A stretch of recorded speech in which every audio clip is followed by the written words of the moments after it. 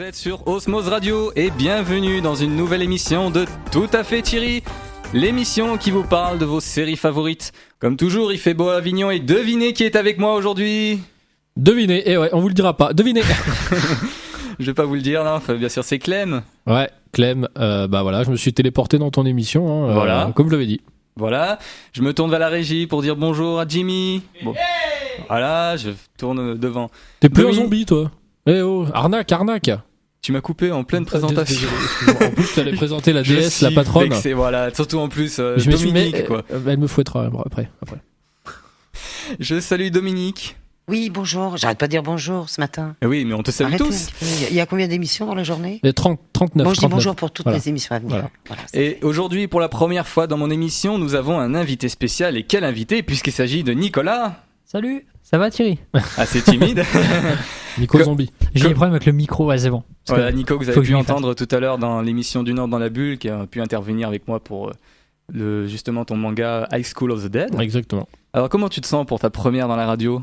Ça va, c'est assez impressionnant au début. Oui, bah c'est toujours une bonne expérience de toute façon. Ouais, c'est super. Les gars, est-ce que vous êtes prêts ? Ah ouais. C'est okay. Parti pour la série que vous attendez tous. Ouais. The Walking Dead. The Walking Dead. Petite présentation, donc The Walking Dead est une série télévisée d'horreur américaine adaptée par Frank Darabont et Robert Kirkman, créateurs de la bande dessinée éponyme. Elle est diffusée depuis le 31 octobre 2010 sur AMC. The Walking Dead. D'ailleurs, c'est Nico qui m'a fait découvrir The Walking Dead.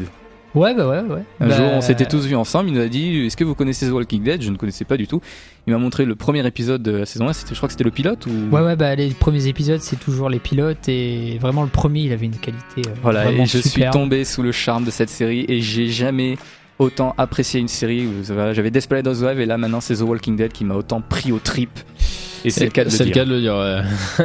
De bon goût en tout cas, Nico, très bien. Tu as bien fait. Sachant qu'en plus, la série elle a été développée au départ par Frank Darabont, comme tu viens de le dire, ouais. Qui était quand même quelqu'un qui avait un antécédent dans le milieu du cinéma, parce qu'il avait réalisé The Mist, mais aussi Les Évadés, et Les Évadés qui faisaient partie du top Justement, 250. Ça, ce sera dans les secrets de tournage, je vous en parlerai un petit peu plus après. Ouais.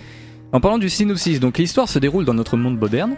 Après une épidémie ayant transformé la quasi-totalité de la population américaine et mondiale en rôdeurs ou morts-vivants, un groupe d'hommes et de femmes mené par le shérif adjoint du comté de Kings, Rick Grimes, tente de survivre. Ensemble, ils vont tant bien que mal faire face à ce nouveau monde devenu méconnaissable à travers leur périple dans le sud profond des États-Unis. Toi, tu avais découvert comment The Walking Dead, Clem ? On m'en avait beaucoup parlé en fait, c'était des amis qui m'en avaient parlé et puis un jour je me suis lancé, j'ai mis beaucoup de temps avant de me lancer, comme dans beaucoup de séries, et puis quand je me suis lancé et que j'ai vu ça, je me suis dit banco. C'est pareil par hasard pour toi aussi, pour Nico ? Ouais, moi je suis toujours fourré de toute façon sur Allociné, donc après j'ai Allociné qui est aussi ma source d'infos aussi. Ouais, en France c'est un peu le meilleur avec Première, mais j'étais toujours sur Allociné, puis un jour j'ai vu qu'il y avait une interview de ça qui allait sortir, c'est soi-disant une série événement. Tu avais pas trop l'air convaincu au début ? Au début, c'est pas que j'étais pas convaincu, c'est que je voyais un cow-boy qui était Rick. Je voyais un cow-boy au fond d'écran. Non, je me suis dit je sais pas trop. Après, non, ça va pas le faire. J'ai vu qu'il y avait des zombies, et puis après j'ai lu le premier tome à Virgin Megastore. Et là j'ai fait le lien parce que j'ai appris que c'était la série qui était adaptée du tome des comics. Donc tu as commencé par le comics ? En gros, ouais, c'est un accident. C'est un accident, mais j'ai commencé à lire par le premier comics. C'est un bon accident. Voilà, c'est ça, c'était un superbe accident parce que au final, je suis devenu fan, et puis l'esthétique de la série, elle est superbe, quoi. Parlons un peu du développement. La série a d'abord été développée en 2009 pour la chaîne NBC, avant d'être reprise par AMC. Frank Darabont, en plus d'être le producteur exécutif du pilote, se charge de son écriture et de sa réalisation. Le 20 janvier 2010, AMC annonce officiellement la diffusion d'un pilote inspiré des bandes dessinées de The Walking Dead, avec Gale Anne Hurd comme producteur exécutif, en plus de Frank Darabont. En janvier 2010, une revue du script du pilote a attiré plus d'attention, et c'est ainsi que la roue s'est enchaînée, et voilà, il y a eu la série qui est apparue, et son succès mondial, je dirais. C'est clair et net. Parlons des acteurs principaux, surtout des personnages. Donc on va commencer par l'acteur principal de cette série, Rick, enfin l'acteur Andrew principal. Lincoln. Andrew Lincoln, c'est ça, qui est un acteur britannique d'ailleurs. C'est le meilleur, les Britanniques. Je suis désolé, Qui joue donc Rick Grimes. Rick est le héros principal de la série, très protecteur envers sa famille et son groupe. Vous êtes d'accord avec moi ? Tout à fait. Par contre, je savais pas que l'acteur était britannique, tu vois, j'en apprends. Ben moi non plus d'ailleurs, c'est en faisant ma petite recherche que j'ai découvert. Dans les 2 premières saisons, il apparaît comme un homme simple, d'une grande pitié envers tout le monde. Ça, on est d'accord là-dessus. Ouais. Mais il faut savoir que sa personnalité devient sombre à la fin de la 2e saison. Et dans la 3e saison, il apparaît comme un homme froid, dégoûté de tout ce qu'il a enduré, complètement paranoïaque et frappé de folie suite au choc provoqué par un tragique événement. Donc c'est complètement paradoxal, la première saison, 2e saison et la 3e saison, là on a complètement un Rick complètement c'est différent. ça qui est bien, c'est que son caractère il s'effondre petit à petit, donc c'est en devenant plus froid et plus sombre, en découvrant sa part d'ombre, que j'ai apprécié plus le personnage. Je sais pas si c'est le même avis que pour vous. Ouais, pareil, du même avis. Pareil, moi je trouve que c'est un personnage qui évolue, quoi, vraiment. C'est pas un personnage qui stagne, quoi. Il reste pas et là inutile comme certains personnages. Je vais éviter de donner mes positions pour le moment. Et c'est vrai qu'en tout cas dans la saison 1, moi ce que j'ai remarqué, c'est que dans la saison 1, je l'appréciais pas trop du fait que c'était quelqu'un qui avait pitié envers tout le monde, qui détestait de tuer, qui avait horreur de ça, tandis que dans la saison 2 et la saison 3, il se prive pas, quoi. C'est quelqu'un qu'on ne reconnaît plus et que d'ailleurs je préfère dans la saison 2 et 3 que la saison 1, quoi. Voilà, ouais, mais c'est ça qui est bien, comme l'a dit Nico, c'est vrai que c'est un perso qui évolue et puis voilà, on le découvre à chaque fois de plus en plus, donc c'est sympa. Voilà. Puis, oui. D'une certaine façon, il porte la série. Enfin, même oui. C'est quand même lui qui porte la série. Ça tourne autour de lui en même temps. On enchaîne avec Glenn, le jeune homme de frêle de type asiatique. D'ailleurs, il se dit coréen, tout le monde l'appelle le chinois. Bonjour. Il est débrouillard. Tu vas t'attirer des ennuis, Clem. Pardon. On traite pas les têtes de Nem. Non, Nico, t'en rajoutes là. Surtout que tout le monde charrie Jimmy avec le fait qu'il a un côté un peu asiatique. Non, je vais pas m'attirer des ennuis non plus. Il est débrouillard. Il est zombitique, ça c'est sûr, certain. Peut-être qu'il entend pas d'ailleurs, je pense que ce serait mieux. Je crois qu'il préfère plus entendre. Ah non, je me suis fait fusiller. Bien fait. Faut préciser que nous n'avons absolument rien contre les Asiatiques. Non. Ouais, je regarde des Simpsons très bien, d'ailleurs, j'adore les mangas. Voilà. Donc il est débrouillard et discret mais très timide. Il sauve la vie de Rick coincé dans un tank cerné de rôdeurs à Atlanta. C'est la première fois qu'on l'entend et qu'on le voit d'ailleurs. C'est dans cette scène-là en fait, quand il est coincé dans le tank. Ah, cette musique. Je sais pas si je me rappelle plus de cette musique, moi. C'est parce que Maggie et Bess, je crois, qui est la demi-sœur de Maggie, chantent ensemble au coin d'un feu un soir alors qu'ils sont tous dépités. Et c'est une musique très très belle. Géniale. D'accord. Donc en fait, il sauve la vie de Rick et il montre une bonne qualité d'analyse et se révèle fin stratège, ce qui impressionne tout aussi bien Rick que Daryl.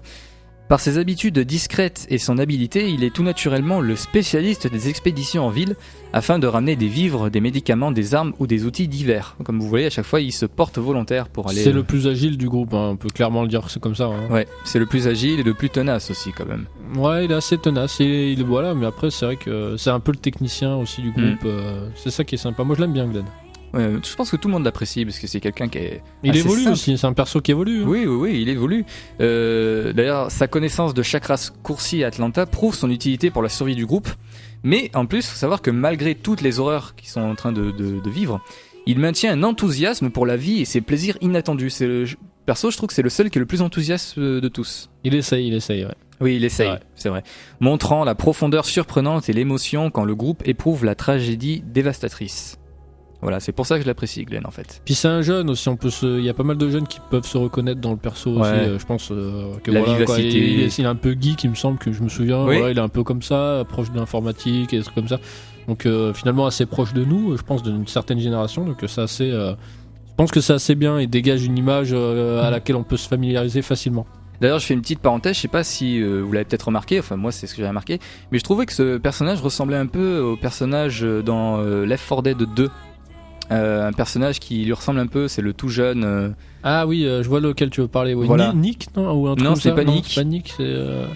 Je sais plus, mais je vois déjà ce que tu veux parler. Ouais. C'est en fait le jeune plombier avec une casquette. C'est un peu le même type de personnage. Ouais, c'est un peu ça. C'est un tout peu jeune, ça, qui aime la vie, qui aime plaisanter dans les moments les plus difficiles. Donc, mais on lui dit à chaque fois de la faire. C'est marrant que tu dises ça justement, Thierry, parce que c'est vraiment le personnage qui est à la fois fragile. Il est fragile. Enfin, moi, quand j'ai vu The Walking Dead la première fois, je me suis vraiment dit, ça, c'est un personnage fragile qui peut ne pas faire toute la route, quoi. Il peut vraiment. Ah, tu penses qu'il pourrait lui arriver quelque chose dans la saison 4 ?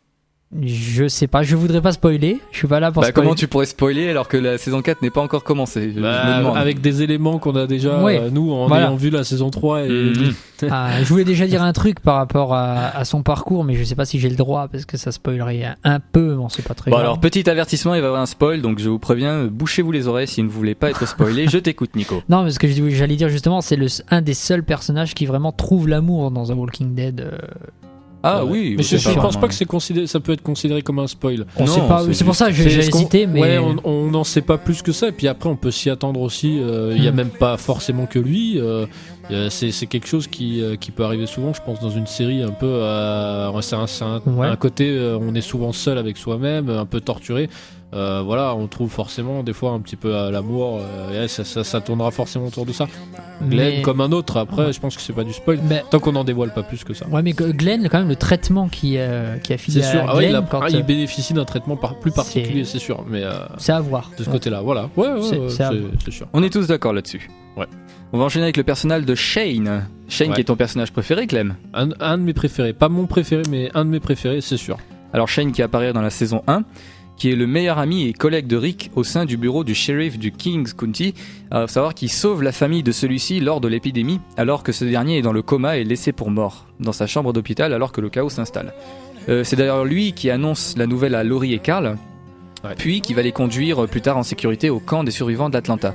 Il présente les mêmes qualités de Rick, qu'il considère comme un frère et étant le leader du groupe de survivants avant son arrivée. Parce qu'avant qu'ils se rencontrent, ils savent pas encore qu'ils sont vivants l'un et l'autre.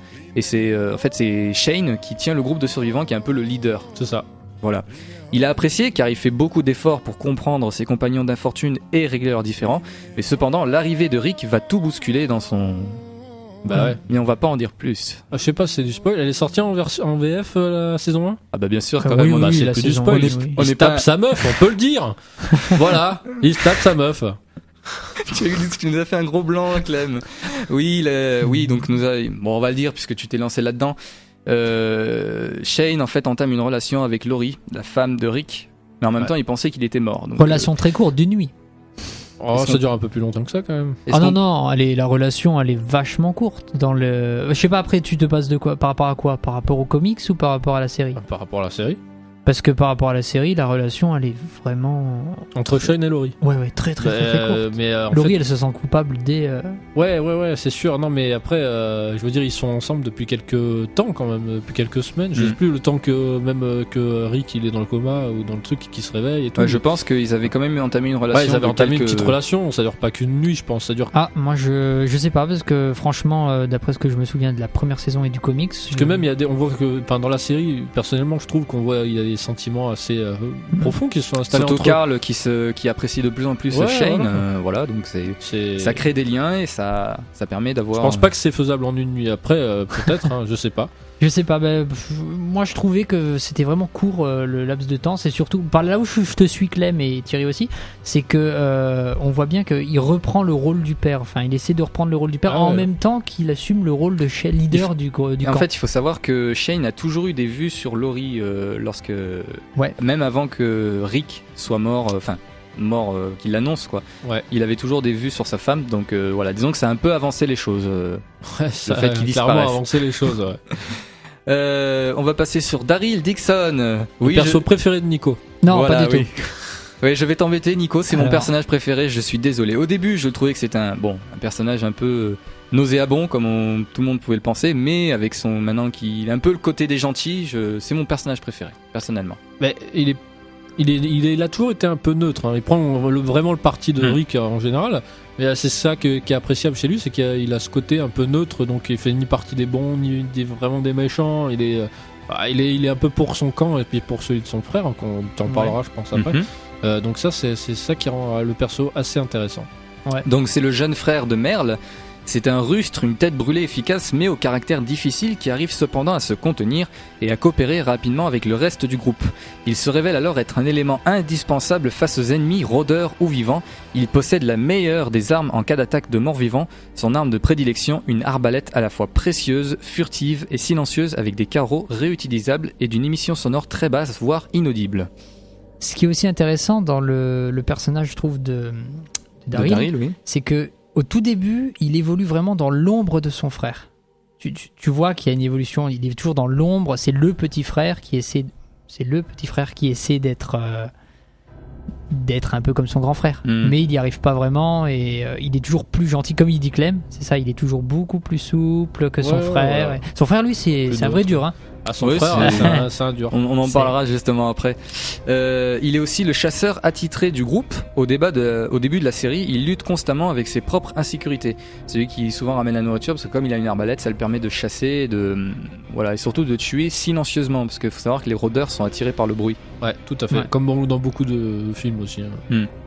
On enchaîne avec Herschel. Alors ça, c'est un personnage qui apparaît à partir de la saison 2. C'est un ancien vétéran et un fermier qui possède une vaste ferme où le groupe de survivants se réfugie pendant toute la saison 2. Donc ses connaissances médicales et agricoles s'avèrent être des atouts de valeur pour le groupe. Son patrimoine comprend des terres, une grange, un puits, ainsi qu'une maison blanche à un étage situé au centre de la ferme qui sera le lieu principal de l'action de la 2e saison.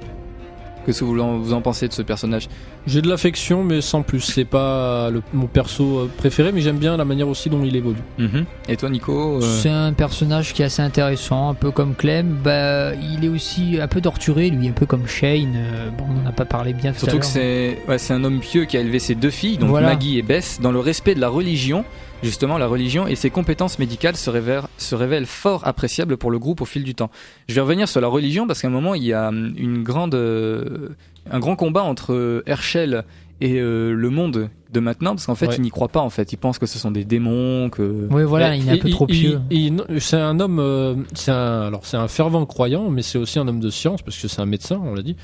Et c'est quelqu'un qui pense qu'il peut sauver aussi, qu'il pense que c'est une maladie.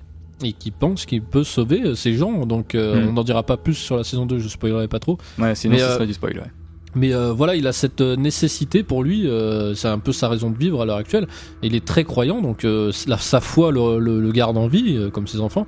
Mais en même temps, il est très terre à terre et scientifique. Il pense que c'est une maladie et que peut-être il y aura un traitement, un truc comme ça. Donc, jusqu'au jour, il va avoir la vérité en face. Et il va enfin comprendre que c'est une maladie incurable. Voilà. Donc il a pas la même vision quand on le voit. Il a pas la même vision de ce monde que là.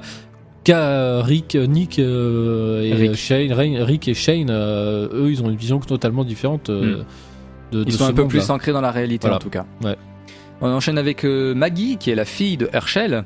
Maggie, personnage que j'apprécie beaucoup d'ailleurs pour son caractère. Je sais pas si vous l'appréciez. Oui. Alors Maggie, qui va j'apprécie autre chose que son caractère. Mais bien évidemment, c'est une jeune femme de 22 ans, donc la fille aînée d'Herschel. C'est aussi la demi-sœur de la jeune Bess. Elle entame une relation avec Glenn lorsque celui-ci arrive avec le groupe à la ferme, au début pour assouvir ses envies sexuelles, puis parce qu'elle tombe amoureuse de lui. Au début, elle couche avec lui, ensuite elle envoie valdinguer, elle envoie bouler, jusqu'au moment où elle va s'attacher à lui pour sa personnalité et va avoir des sentiments jusqu'à tomber amoureux. Ouais. Elle effectue beaucoup de tâches à la ferme, étant fille de fermier, pas confondre. Elle sait s'occuper du domaine de son père, elle sait monter à cheval, s'occuper des animaux et connaît bien la forêt entourant la ferme. Tout d'abord, froide et distante, elle se révèle chaleureuse et très appréciée par les autres membres du groupe. Ensuite, on a Michonne qui apparaît dans la saison 3. Ouais, Michonne, l'éternel mystère. Alors, est-ce qu'on peut beaucoup parler de ce personnage ? Parce que saison 3 quand même, hein.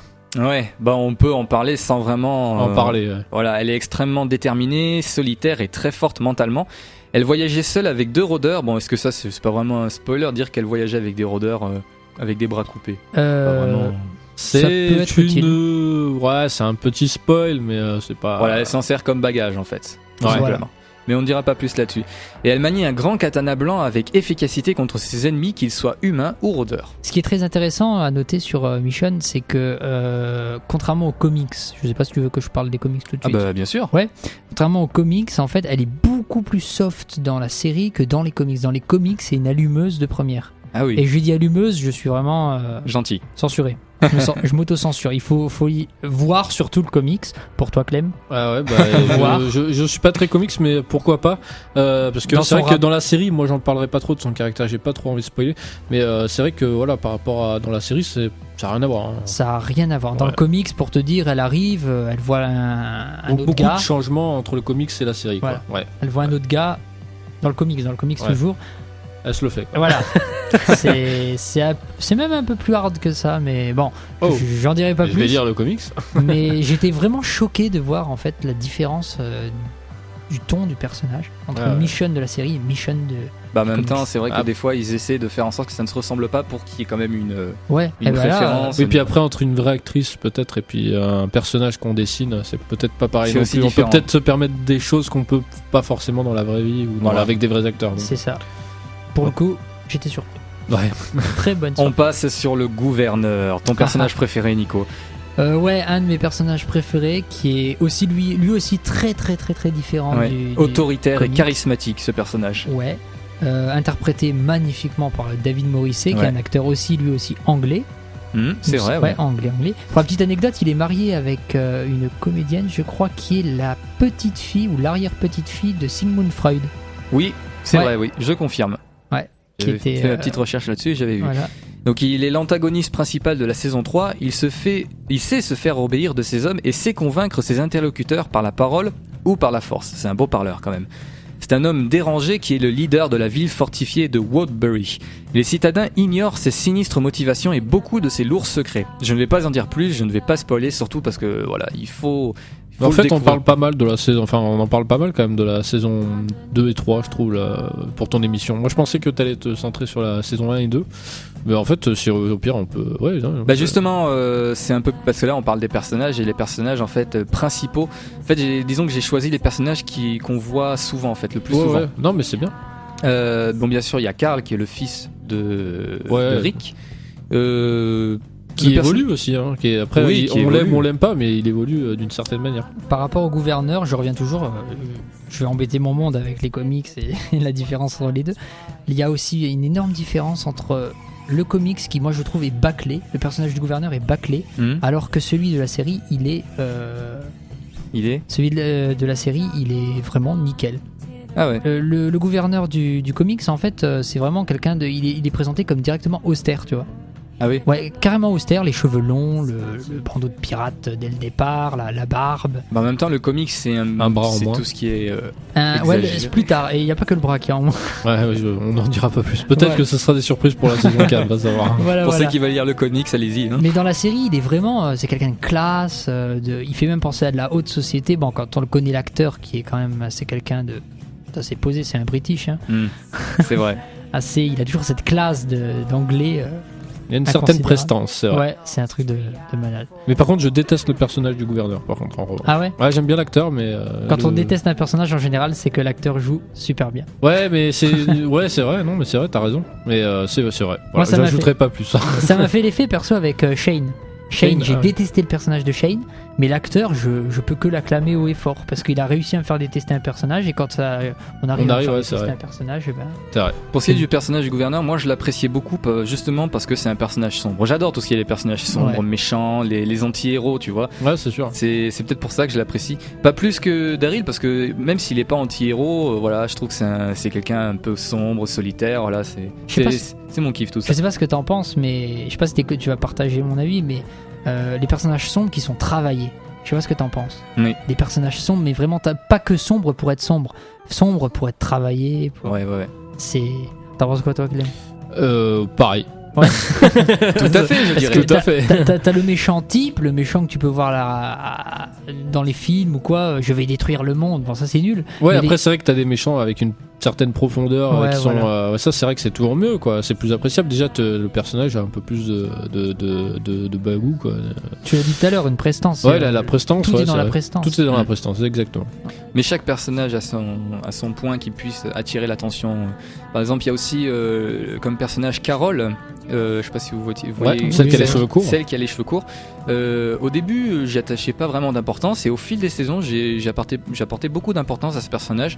Et puis, c'est vrai que elle était avec un mari qui la battait, et jusqu'au moment où il va lui arriver quelque chose qui fait qu'elle va tirer des liens avec Daryl, justement. C'est vrai. Des liens d'amitié. Et je trouve que c'est assez beau de voir ces deux personnages. Mais c'est ça le noyau dur des survivants. Ce que j'appelle le noyau dur, c'est vraiment les survivants qu'on va voir de la saison 1 quasiment à la saison 3. Hein. Ouais.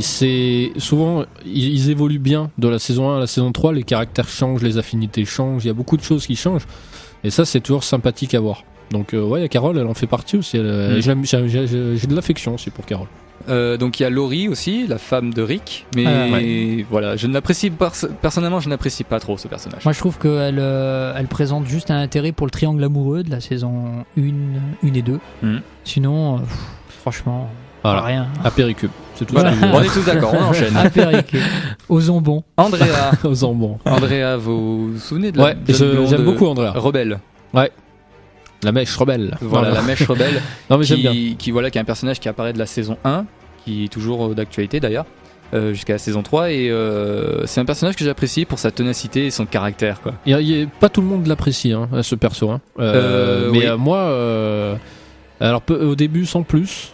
Pareil. Et puis pareil, comme c'est un perso du noyau dur qui évolue, il y a des trucs que j'ai appréciés après plus tard. Mais c'est vrai qu'elle fait pas partie de mes favoris non plus, mais je l'aime bien. Moi je dois avouer que le personnage d'Andrea, je ne l'aimais pas, mais la femme en fait, je la comprends. Je la comprends parce que c'est une femme qui tente de s'en sortir et tant bien que mal, voilà, c'est ça, tout à fait. Et elle essaie de faire du mieux qu'elle peut pour arranger les choses et c'est pas tout le temps évident. Elle arrive pas, elle a ses faiblesses, comme tout le monde a ses faiblesses. C'est ça. Surtout après un tragique événement, donc je ne le dirai pas non plus. C'est la femme imparfaite en fait. C'est l'élément même de l'imperfection. De toute façon, des tragiques événements, des événements tragiques dans Walking Dead, je crois qu'on est servi, on est assez servi à ce niveau-là. C'est vrai. Et tout le monde a sa dose, quoi. Et oui, c'est un personnage qui est quand même attachant, même pour son caractère quand même. Ouais, c'est vrai. Ouais. Nous avons le personnage de Dale, le vétéran. Magnifique. Ouais. C'est mon perso préféré. C'est ton perso préféré ? Je crois que c'est mon perso préféré, et puis ensuite c'est Sean. Mais je crois que Dale est mon perso préféré. Ouais. Donc Dale, c'est le vétéran du groupe de survivants Atlanta, un homme optimiste et sage d'une 60aine d'années qui a cependant beaucoup souffert. Sa sagesse et ses outils en tout genre sont d'une aide précieuse pour le groupe. Il construit une relation quasi paternelle avec les deux sœurs Andrea et Amy, justement. Et tu en penses quoi de ce personnage, Nico ? Moi, dans le personnage, je l'ai mis énormément dans la première saison, un peu comme Clem. Je pense que je dirais dans la première saison, c'était un de mes personnages préférés. Je trouve qu'il a un visage assez atypique, assez marrant au niveau parce qu'il participe beaucoup à des scènes d'humour aussi. Je me demande s'il est pas britannique d'ailleurs, l'acteur aussi. Hein. Je l'appelais. Il a joué dans The Mist. Je sais pas s'il est britannique. Je pense qu'il est britannique. Il a joué dans The Mist. Je sais plus. Tout est possible. Il est bon. Moi, il avait le physique. J'avais vu c'était un forum. C'était pour rigoler, mais c'était des fans de The Walking Dead. Il y avait rien de méchant. Il disait le juif. Il l'appelait le juif parce qu'il avait le physique de la caricature du juif par excellence, avec le gros nez, la barbe. Et c'était assez marrant et on s'est marré sur ça. Et comme je connaissais pas son nom d'acteur, je l'appelais le juif et je disais il est super ce gars. Ce gars il est vraiment. Et puis j'adore la scène lorsqu'il surprend Shane en train de viser Rick. Quand un moment Shane et Rick se retrouvent, ils vont dans la forêt et Shane à un moment est en train de viser Rick sans qu'il s'en aperçoive et on tourne et on voit Dale qui le regarde avec d'une façon genre mais qu'est-ce que tu es en train de faire ? Il le suspecte fortement quoi. Vas-y, je t'ai coupé. Vas-y. Excuse-moi, non, vas-y. Honneur aux invités. La liberté de la parole. Bon, alors j'y vais. Est-ce que vous voulez un spoil des comics ? Un gros spoil des comics. C'est pas surtout pour moi, c'est pour les auditeurs. Moi, je vais me boucher les oreilles. Allez-y. Bon, un gros spoil, c'est un spoil de sentimental, mais je veux dire. Ah, si c'est sentimental. Vas-y, allez. Allez, en fait, il faut savoir que comment elle s'appelle, la blonde. Andrea. Oh, merci, Andrea. Andrea, elle se tape Dale. Oh my god, this is a spoil of the year. Et moi ça m'a choqué. Enfin, je sais pas vous ce que vous en pensez, mais moi ça m'a choqué. Cougar. Andrea est avec Dale. Non, même pas Cougar. C'est le contraire, c'est vieux pervers plutôt. Papy non, mais ils entament tous les deux une relation vraiment. Comment romanesque, romantique. Je vais pas dire inceste, mais c'est presque. C'est pas de l'inceste parce qu'ils ont pas de lien. Oui, voilà, pas de lien de parenté. Enfant, mais dans la série, on voit bien qu'il la considère comme sa fille. Hein, oui. Dans la BD, il la considère comme sa fille et plus ses affinités. D'accord. Eh ben Dale. Après, peut-être il faudrait voir comment. Dale a le syndrome de Woody Allen, j'ai envie de dire. C'est ça. Il faudrait peut-être voir aussi comment ressemblent les personnages dans le comics. Parce que Dale, j'imagine, il ressemble pas le vieux. Non, il est vieux. Enfin, il doit avoir la soixantaine dans le comics. Mais les personnages sont carrément différents au niveau du physique. Donc, si on imagine le personnage de la série comme dans les comics, voilà. J'ai l'impression quand même que le comics c'est beaucoup plus. Tape dedans. Ouais. Il rentre dedans plus vite que. Michonne allumeuse, Dale qui se tape sa fille, enfin pas vraiment sa fille, mais celle qu'il considère comme sa fille. Je pense. que... Comme tu dis, ils peuvent se permettre tout dans les comics. Ouais, c'est ça. Je pense qu'ils se permettent donc un peu plus de choses. Ils se font plaisir. On va parler des saisons. Donc, non, il y a un personnage qu'on a oublié, c'est Merle. Ah, Merle. Merle alors. Merle Dixon. T'aurais dû le citer là. T'aurais dû le faire là. Par rapport à la saison 4. Non, mais même parce qu'on l'a pas cité. On l'a pas cité, Merle. Donc vas-y, sors-nous ta phrase. Ah oui, Merle alors. Voilà. Donc, je le précise que j'avais piqué cette vanne à Nico. Tous les droits lui reviennent de droit et voilà. Copyright. Donc c'est le frère aîné de Daryl, donc il est raciste, il est violent, misogyne et provocateur. Un personnage que tout le monde adore donc. Le truc qui résume bien un peu l'état d'esprit des deux frères Dixon, c'est le truc qui m'a fait trop rire dans la saison, c'est la Harley Davidson avec les symboles SS sur les côtés. Ah oui. Vous l'avez jamais remarqué ? Il y a deux symboles. Ouais, Daryl continue de rouler avec. Ouais, d'ailleurs après. Et c'est vrai que c'est alors Merle comme Daryl d'ailleurs, mais Merle particulièrement, c'est vrai que c'est un perso qui est aussi très bien fouillé, très bien construit. C'est un personnage très bien construit. D'ailleurs, je l'apprécie beaucoup dans la saison 3. Ouais, et c'est un personnage qui, malgré ses facettes, alors c'est vrai que c'est un gros facho, c'est un gros fasciste. Alors, on voit notamment avec un autre perso que t'as peut-être oublié de présenter, que le Dixon, non, c'est pas Dixon, non, le Black. Comment il s'appelle ? Tyrese, je pense que c'est Tyrese. Il se dispute au tout début. Ah, c'est T-Dog. T-Dog, ouais, pas Tyrese. Il y a Tyrese qui va jouer un rôle important après. Voilà, mais moi je parlais bien de T-Dog, qui est un perso quand même assez important aussi. Et, ils ont une petite rivalité au début, Merle et T-Dog. T-Dog qui est afro-américain, donc voilà. Voilà, non, mais c'est clairement c'est pas. Ouais, c'est clairement des skins quoi. C'est presque ça. Merle, c'est presque un skin. Voilà, il a pas le look du skin, mais il est ses pensées, c'est ça quoi. C'est un raciste, conservateur, patriote américain. Il est un peu dans le cliché, la caricature quoi. Sudiste américain, vraiment. C'est ça, le Texan. C'est ça, le Texan. D'ailleurs, qui tabasse si t'es sur ses terres. Clin d'œil à un ami Thibaut, qui adore les Texans.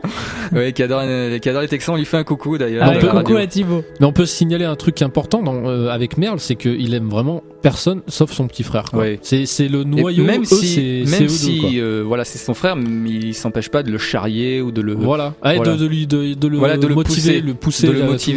pousser à le rejoindre lui dans son côté un petit peu plus obscur, on va dire. Mais justement, c'est parce qu'à un moment il a un petit peu des illusions en voyant son frère qui le pousse à aller dans le mauvais côté, ce qui plutôt le pousse à aller dans le côté des gentils justement. Ouais, c'est vrai. Donc c'est un personnage assez important. Et T-Dog, justement, comme tu disais aussi, c'est un personnage qui apparaît au tout début, qui est assez important, que j'aime bien d'ailleurs. Qui est assez sympathique, voilà. Personnage après, voilà, il est pas plus fouillé que ça, c'est dommage, mais c'est un perso.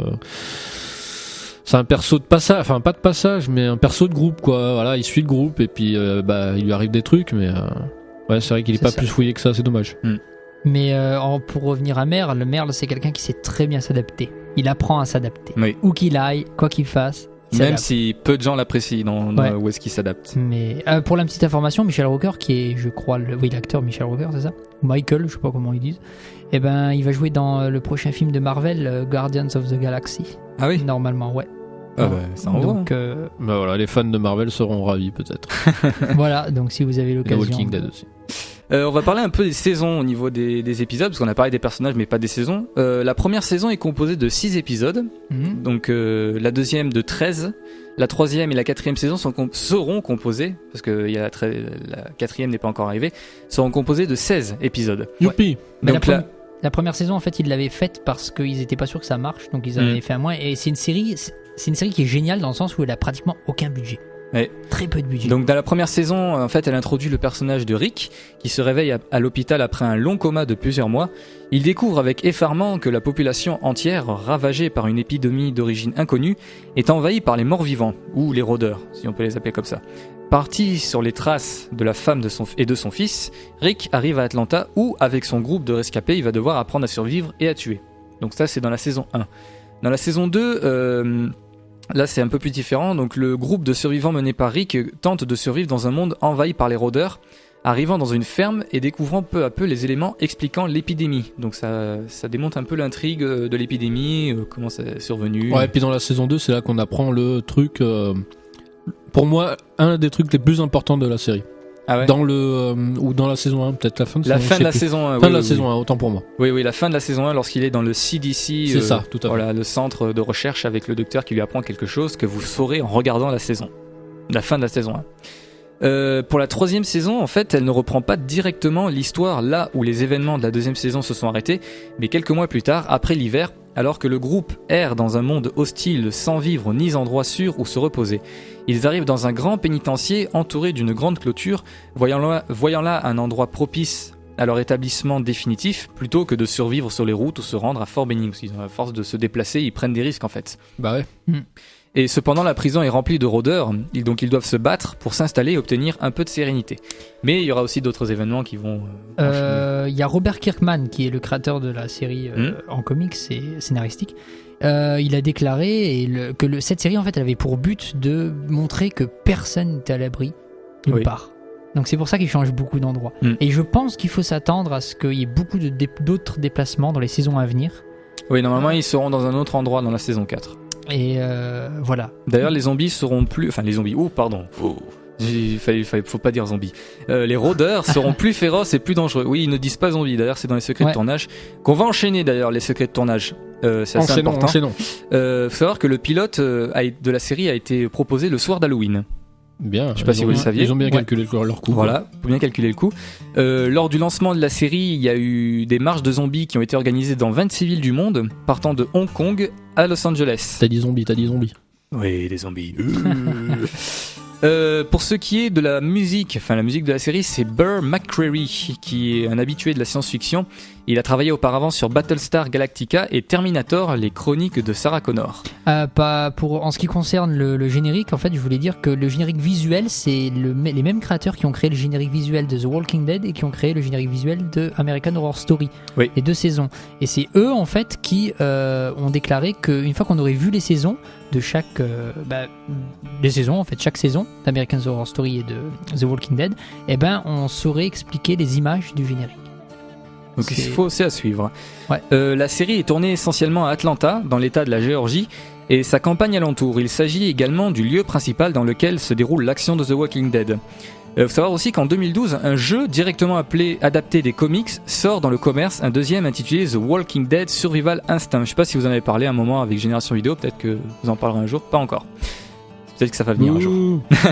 Donc ça suit les aventures justement de Dixon, des Dixon, de Merle et Daryl. Daryl.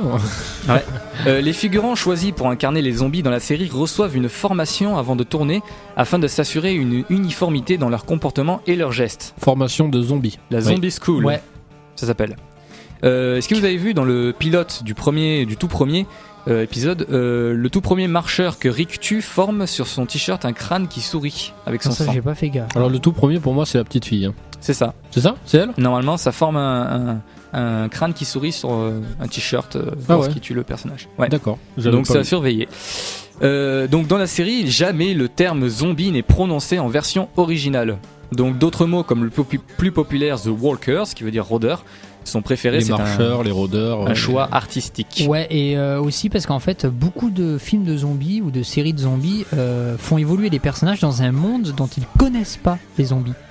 Les zombies n'existent pas. C'est marrant, hein ? C'est vrai. C'est Kirkman qui l'avait aussi dévoilé. En fait, ils ont choisi ils ont pris le parti de ne pas insérer ça comme ça. Ouais, en fait, les zombies n'existent pas. Et dans beaucoup de films de Romero aussi, c'est la même chose. Les zombies n'existent pas à la base, dans la culture populaire. C'est assez impressionnant et c'est original. Notre décortiquage touche déjà à sa fin. En même temps, il aurait fallu plus d'1h30, je le savais, j'aurais dû demander 2 heures. Au moins 2 heures. Tout savoir de la série, mais c'est bien vite. Parce qu'on a dit l'essentiel, je pense. Oui, mais c'est pas ça, c'est surtout que c'est fini pour l'émission. C'est plus ça qu'il faudrait faire. Voilà. Là, c'est mieux, là, ça passe mieux, tu vois. J'espère que vous avez passé un bon moment en notre compagnie. En tout cas, c'est passé vite. Je pense que la prochaine fois que je fais une émission, par exemple Game of Thrones, je prendrai 3 heures et je prendrai tous ensemble toute l'émission de ceux qui veulent parler. Tout ça. Voilà. Donc je te remercie Clem pour ta participation. Pas de problème, il n'y a pas de souci. Quant à toi Nicolas, tu reviens quand tu veux, tu es la bienvenue dans mon humble émission. Tant que tu payes, ça va. La bienvenue. Oui, enfin tu es le bienvenu, pardon. Ouais, en fait je voulais t'embêter un petit peu, te charrier. Enfin, Nicoletta. Voilà. Je me rattrape. C'est ça. Bon, prochaine fois je ramènerai une perruque comme ça. Très donc émouvant. je rends l'antenne à Jimmy, je vous remercie tous et je vous dis merci, à la semaine prochaine. Ouais, ciao. Allez, à plus, salut.